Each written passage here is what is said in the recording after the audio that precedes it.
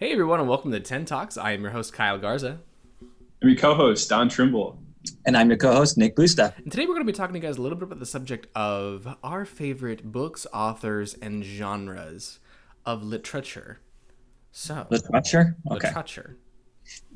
So, Don, I'm done already. tell us. I'm out. See you guys. Okay, I'll jump into this right away because I've seen total evolution in my life just in terms of what I like to choose on my own to read. And it has totally gotten to a point where if this does not have to do with art theory and usually the really weird radical stuff or just some sort of spiritual deep dive, I'm not into it. Like, it's really hard for me. I'd say for sure, if we're just saying our favorite, the person I just always come back to is Tolstoy. I'm really obsessed with Tolstoy. So say a prayer for me, guys. I have started this summer. I'm not promising anything though, but I have started. Let's go. Yeah, dude, I'm gonna try it. Thick Barnes and Noble nice binding edition too. Isn't it pretty? It is. I really Gorgeous. like a good book cover. But like, I mean, this is like the book that's the joke. Like, yeah, I'm gonna read War and Peace, but like. It's totally blowing my mind, right? And you're just going through and you're like, okay, we are really messed up as people already, like, How far I'm are just you? touching it. I'm only a few chapters in. So Okay, because I was going to say, the stereotype is people get like, an eighth of the way in. They're like, I can't commit to this. Right. I'm trying to take it slow, and I'm not trying to read solely just that. Because so then that's what I was going to say is I like stuff like this where like it's just kind of like a, this daily thing, like where this is usually a go-to for me when I get to school. I love this, right? Trying to like modernize a lot of the poetic nature of the Bible. But I like weird stuff like this too. I was prepared. You sent this like Adventures 15 in minutes in Dreaming? advance. Oh, dude. Oh, boy. And like stuff like that, if I feel like if I'm really delving into really asking God, just why I'm here and getting closer to him, even in the text that I'm reading. And it does not have to be just the Bible. I'm not one of those Christians that's just like, just read the Bible. That's my favorite book. I believe God's going to lead you into literature beyond the Bible. But I think if I'm doing that, not only in text that I'm reading, but in anything in my life, it's just going to flow into the classroom. And other kids are going to bring, stuff just gets deep really quick. And yeah, I'll finish. I'll just end it there because I'm gonna go back into art theory. Like, dude, I can feel it you're already. gonna start dream interpreting for us now, applying that book. So the other day I was a cat at a bowling alley. What kind of cat? Maine Coon? Are we talking? We've done this before. When we go into surrealism in my class, I've always told people this is, to me, one of the most profound moments. I've had pretty awesome things happen with students, like having the same sort of reoccurring dream in the same class. Yeah. And it goes way beyond that, but it really ends up in just students like in total agreement and some with their mouths still dropped just in, you know what? Like, this tangible world is not all that there is. Like, whoa. And yeah, it's usually pretty profound. So does that book, this is just random curiosity, does that book touch on the experience of the I was flying dream? Like where that comes from, what that is? This one's not going on, right. It's not going on to those common dreams that almost everybody has, the one where you chase or you're falling or, things like that. But yeah, no, I'm into that stuff as well too. Like, dude, I believe there's rationale behind this for sure. Yeah. Fun conversations, those. Especially when you get into like the, yes, I had a dream I was falling. And people are like, yeah, I did too.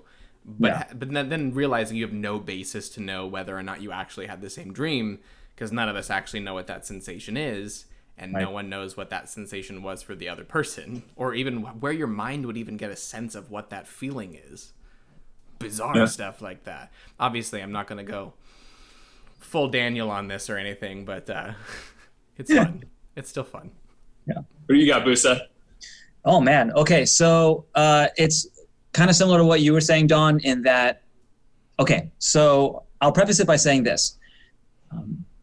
One of the amazing lessons that I have learned through my wife, one of the biblical truths that's been reinforced by being married to my wife, who has a serious heart condition, is that we don't know the day or the hour when the Lord will call us home. When he says, that's it, the time that I have ordained for you is up. So we also know in Scripture that it says to redeem the time, to make the time count. I forgot who said this, but one theologian put it. You put it very well. He says the thing about killing time is you can't resurrect it. And so, yeah, I was when I first read that. So, idleness. Okay, whatever I'm going to do with my time, it better be for a good reason. And so, even with reading, I think, okay, obviously there are so many benefits to reading, but what is the purpose behind what I am choosing to read? So, it's really boiled down to two different types of books. One is either history books or historiography books. So the study of studying history, how does that look? And for example, I have this awesome book that I plan to use in the classroom. It's U.S. history, but from other countries' textbooks. Ooh. So, for example, what do British textbooks have to say about the American War for Independence? Nothing happened. And Russian textbooks about World War II, things like that. So it's like, oh, cool. So there's books like that. Also, I just love learning more about the past, just knowing more about the story. How do we get here? And seeing all the different angles that you possibly can. That to me is so fascinating. So I love looking at history books like that. The other type, of course, like Don, what you were saying, is spiritual dive. The questions about, what did the Lord provide for us to know about him and how to live so that we glorify him? I'm in, and so, and I love books that really make sure, like, it's gut check. Do you really, when we say that we follow what the Word of God says, do we really mean it when we say that? So when we say, like, going to church, well, the way our church is modeled, is that the way it's supposed to be? Like, how do we know? And so then, what are you supposed to say about it? So I'm reading this book, rereading it. I read it before, called Biblical Church. Lays out how the first century church was laid out and comparing it to today. Talking about,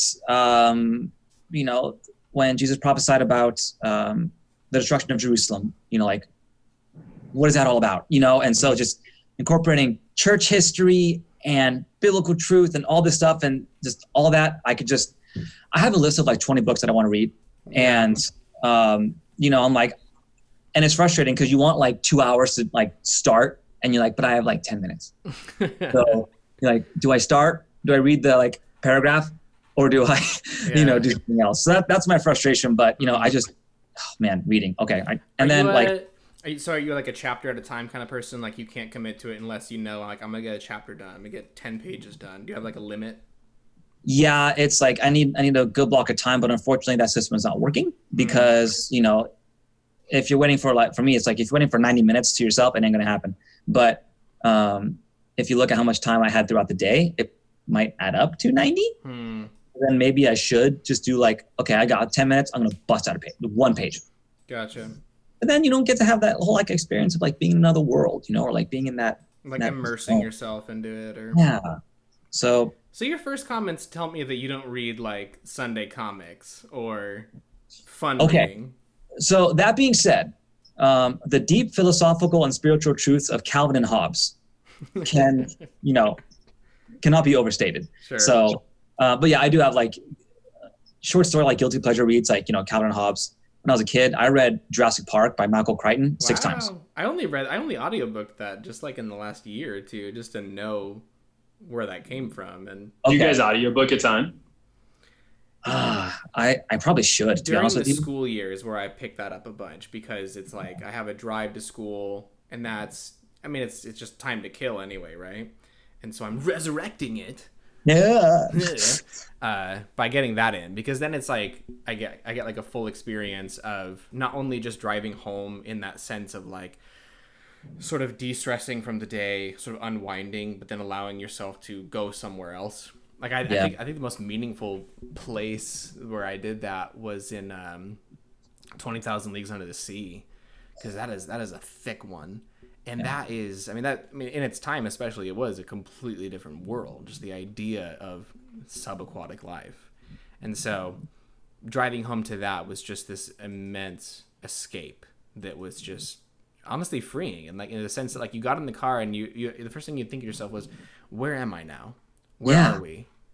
What happened last? Like that kind of thing. I really dig that kind of. It's almost like a friendship in that it picks up exactly where you left off, like the good kinds of friendship, you know.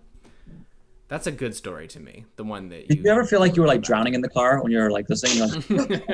There's like this one chapter I think where they're going on their first like sort of like nature walk through a kelp forest.